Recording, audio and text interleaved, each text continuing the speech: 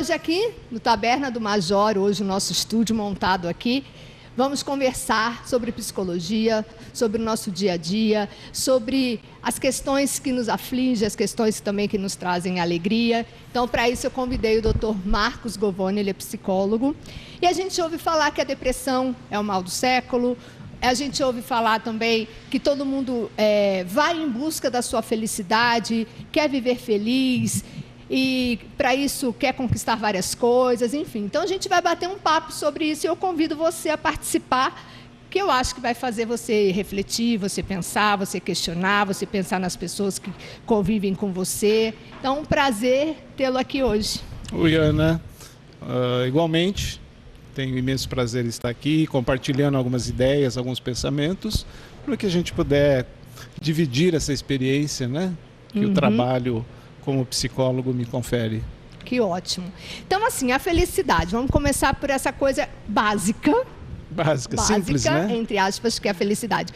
Porque a gente nasce e a gente sempre quer a nossa felicidade. Aí tem várias coisas, né? Tem gente que precisa ter certas coisas para se sentir feliz, tem gente que se sente feliz com pouco, enfim, cada um parece que constrói a sua felicidade. Existe, assim, uma tradução para essa palavra, para esse sentimento, para essa emoção, felicidade? É possível ser feliz todo o tempo? Olha, o melhor conceito que eu encontrei até hoje sobre felicidade é a capacidade que o ser humano tem e a possibilidade de conquistarmos uma relação interna com a gente mesmo, de equilíbrio, de harmonia e de bem-estar. Então, felicidade a gente confunde com a ideia de estarmos alegres o tempo todo. A alegria é diferente. Pensemos na felicidade como um estado de espírito, um estado de alma, de harmonia, de tranquilidade interior. Uma relação que você estabelece com você. E a partir daí, obviamente, com o mundo. Então, essa oscilação que às vezes a gente sente, hora a gente está triste, hora a gente está alegre, não diretamente está ligado ao nosso estado de felicidade? Está ligado a esse pico de alegria ou tristeza? Então, são intercorrências da vida, são momentos da vida que nós temos que nos deixam mais alegres, que nós chamamos de felicidade. A ideia é que a felicidade seja uma conquista, não vou chamar de perene, né, perpétua, mas que ela acaba assumindo uma postura de vida, uma postura diante dos fatos da vida, das ocorrências, que te mantenha equilibrado. E aí, será que a gente consegue nos manter equilibrado nas decorrências da vida? Porque às vezes até a gente consegue, né? Às vezes acontece alguma coisa que não nos deixa feliz, mas a gente sabe que aquilo vai passar, a gente tem uma visão positiva desse fato, mesmo sendo um fato negativo. Porque se eu estiver equilibrado, eu consigo ter esse pensamento diante de uma situação, por exemplo, da passagem de alguém, ou de uma coisa que eu perdi, que eu gostaria muito de ter comigo, então, encarar isso como uma coisa que faz parte. Então, eu entendo assim, as dificuldades, as barreiras que nós encontramos para alcançar esse estado de equilíbrio interno que nós podemos chamar de felicidade, né? Então, assim, o que nos dificulta acessar esse estado, essa situação? E para isso a gente precisa pôr uma lupa, a gente precisa ter uma compreensão. Um dos principais motivos que dificulta demais a gente chegar a isso é a nossa ignorância. A ignorância a respeito de como nós funcionamos, a ignorância a respeito de como alguns processos na vida ocorrem. Então, e o desenvolvimento, né? Porque tem um fator é o que eu sei. E o outro muito importante é o meu aspecto emocional, a minha maturidade emocional. Então, como que eu vou lidar com todas essas coisas que acontecem na minha vida? Então, a perda de um ente querido, a perda de um emprego, a falência de um casamento, de uma relação afetiva.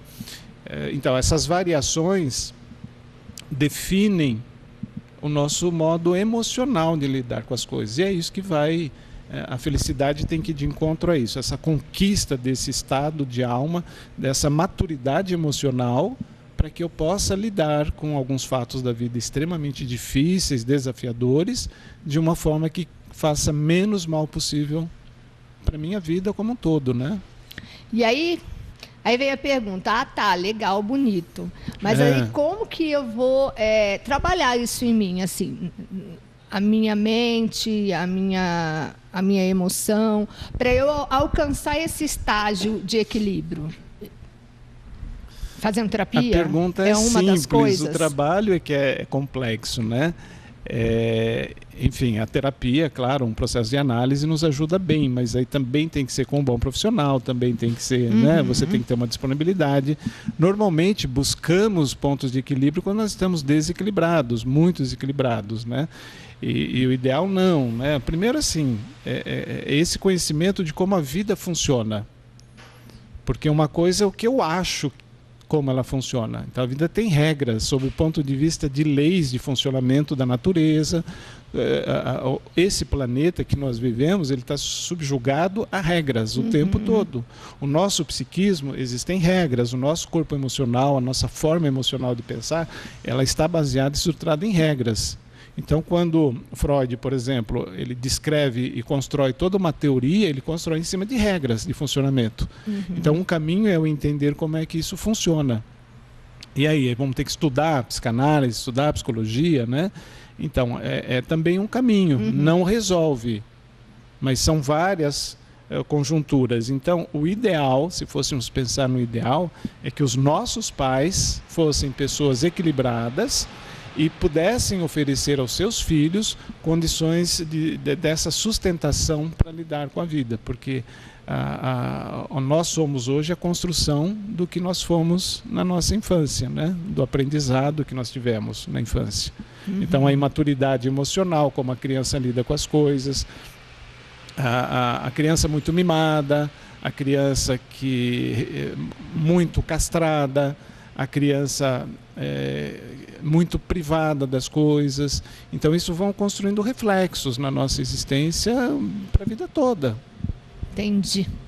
E você de casa entendeu? Conseguiu aí parar para pensar um pouco?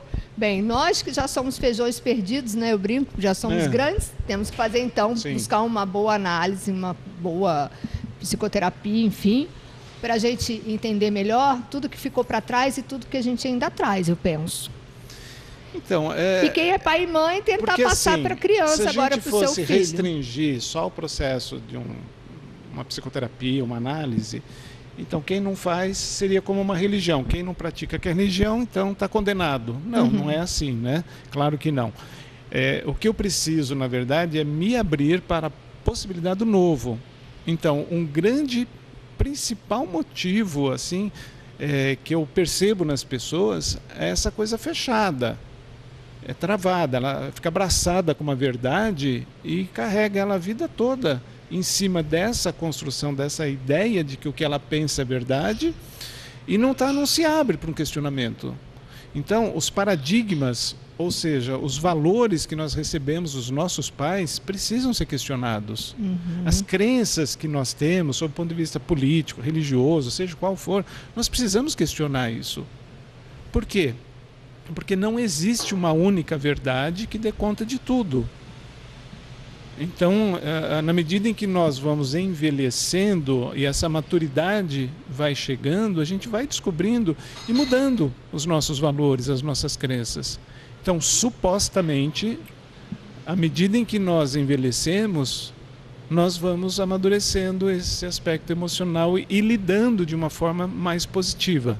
Não é o que acontece sempre. Nós vemos pessoas aí com 50, 60, 70 anos que a gente chama de cabeça dura, né? Quer dizer, sofrem, por quê? Porque ficam na mesmice, resolvendo as coisas sempre do mesmo jeito. Então, um caminho importante deixa eu me abrir para o novo, deixa eu questionar as minhas crenças.